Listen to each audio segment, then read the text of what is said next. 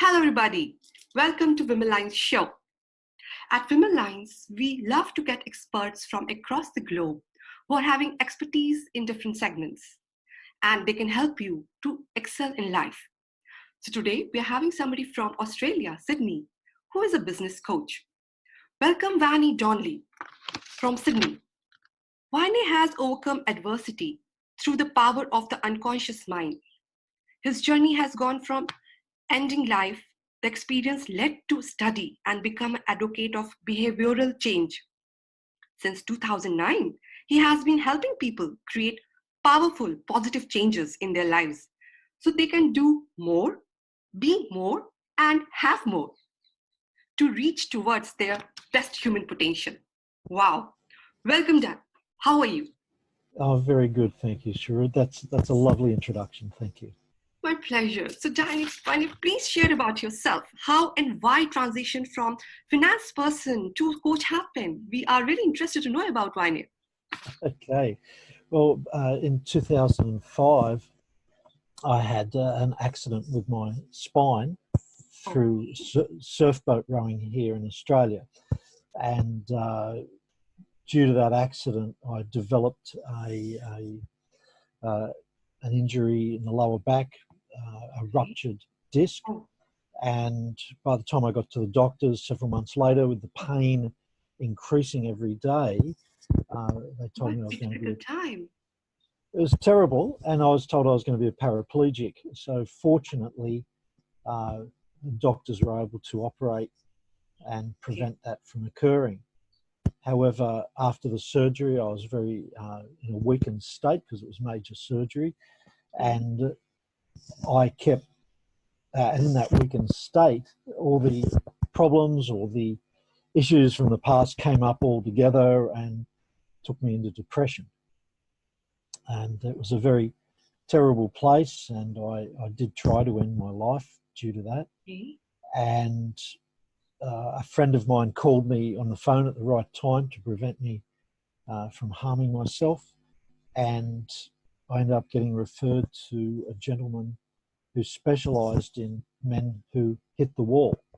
Okay. And in about 4 sessions of hypnotherapy and neuro-linguistic programming, he got me back out of that depression and embracing life once again. That's fantastic. That's so nice to know that NLP helped you, hypnotherapy helped you, and I think it helped you to come in the reality and how you can be better version of yourself. That's right. So I was still in financial services, running financial planning firms until the end of 2008 when the global financial crisis hit. I found myself looking for other work. And I got a coach who helped me to decide, well, what's the next step in life? Like, I've done accounting and financial planning for the previous 25, 26 years. And so when I look back at that experience that I just talked about, I thought I'll go and learn the skills to help other people the way I'd been helped.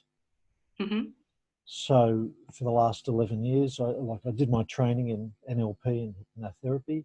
And for the last 11 years, I've been using it in either coaching or therapy or speaking and training people, and also entertaining, to open people up to the idea that we can work with the power of the unconscious mind to change our lives. Fantastic to know that. So yes, as we are talking about self-image, how important is self-image?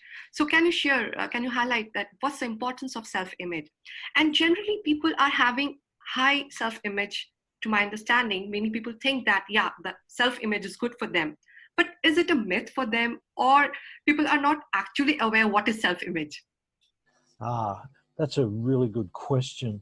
So what I say to people is no one can outperform their self-image. Okay. So we can't earn more than we think we can earn. We can't have the relationship more than what we think we can have, or we can't be as successful as we want or do as much as we want. Okay. And it comes back to who do we see when we look in the mirror? Oh, yes. And we can only perform to that level. Now, we could be outwardly confident and people might see us as a confident person, Very true.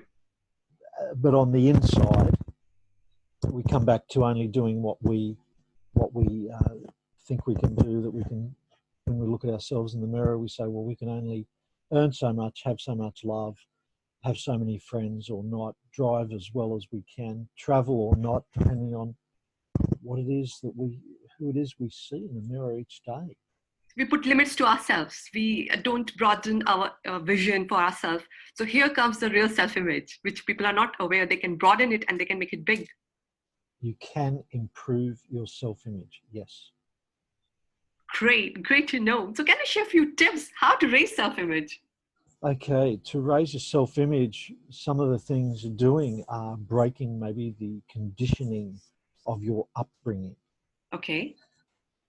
So it could be a challenge depending on what your upbringing's like and also where you've come to in life for the necessity for change.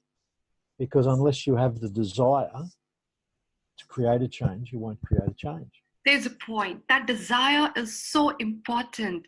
And how you're observing, I mean, in particular, in terms of women and men, when you meet, when you coach them, do you find any difference? Can you share some highlight?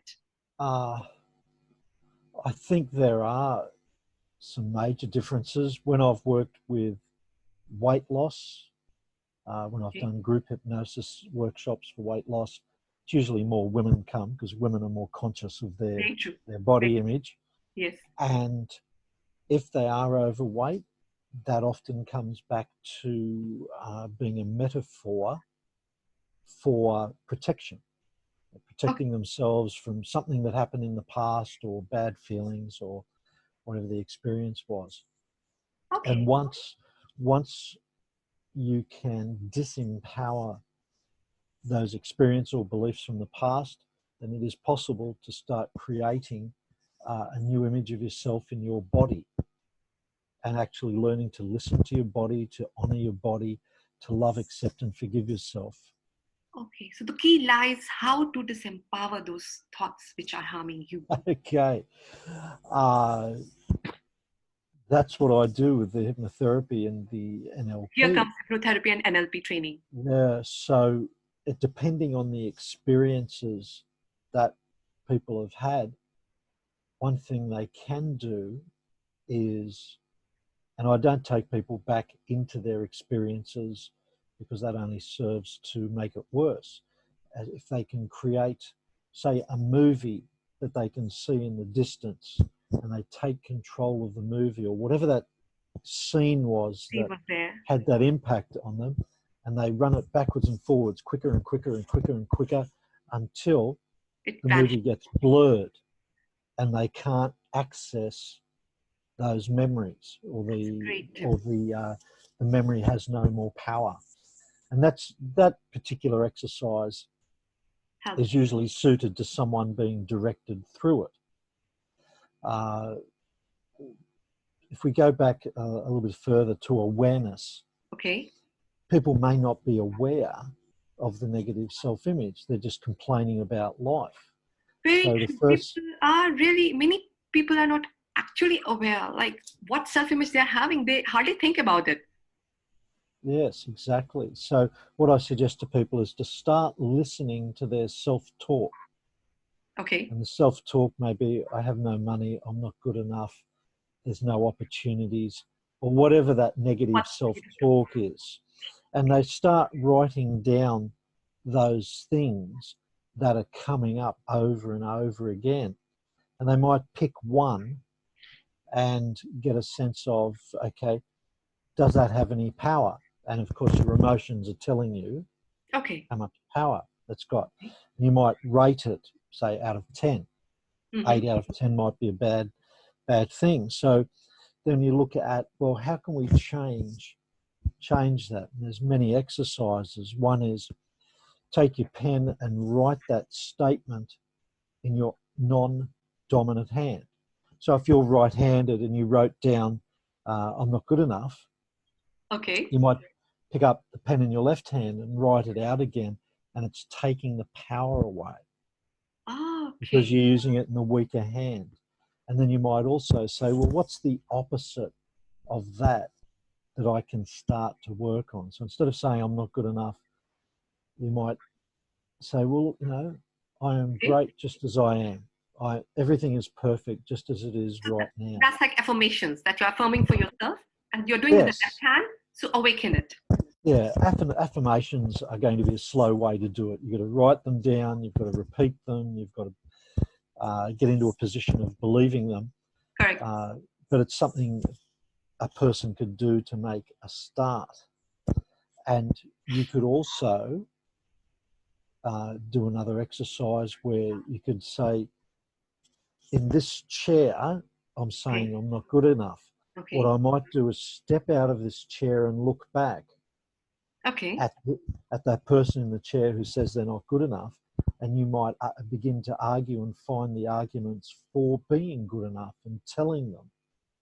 Oh, it's like self-debating. Yes. We can say that. Let's debate our critic inside, and then we empower our powerful personality within ourselves, and we get it out. Yeah, or you can imagine in front of you is the ideal version of you, and you step get out of your chair and you stand in the ideal version of you, feel it, see it, hear it, smell it, taste it, and get absolutely soaked in the experience of being the ideal you, and then bring that back to the chair with you and sit in the chair as the ideal you. Okay. So each day when we get dressed, like we have a shower, we get into the clothes that we're going to wear for the day. What about dressing ourselves in the identity of the ideal version of ourselves? That being practiced over and over again until we believe that this is really me. Wow, that's really makes so much sense and such a fantastic share. So how to have a borderline between very high self-image and overconfidence and self-worth? Like, okay, I'm the best. So how to create that borderline between that self-image and overconfident? Okay, well, I think if we get overconfident, we can trip up. It's being confident in who we are. So we get into that ideal version of ourselves and we begin to believe that this is the real us. It's life being expressed by the desire that we have to be this ideal version of ourselves. And just reaffirming it, looking in the mirror, saying, I love you, I accept you, I forgive you. Letting things go and really living the life as the ideal version of ourselves. And we keep coming back to what is congruent, because we can, and this is staying on track, we could go one way and say we're not good enough. We could go the other way and go so overconfident that we can trip up that way. And it's coming back into alignment. Like if you have a car, you take it to the mechanics and the wheels and the steering get put into alignment so you can stay in a straight line. Yes. Yeah, so it's the same thing, keeping ourselves to be congruent with ourselves. Yeah, because that matters. That really matters. Wow. So love to have the last question, like some message which can help viewers and readers to excel in life. I think believe in yourself and keep fanning the flames of your desires. And friends, take a note. yeah. Just keep at it. Never give up. Never give up. Yes, that should be the attitude in life. Thank you so much, Varney. Please reach out to Varney for training, online training. If you want to really get trained for raising your self-image, he can help you out. So do reach out to him. Thank you so much, Varney, for this session and sharing such information with us. Take care. Thank you so Thank much. you. Thank you so much for your time.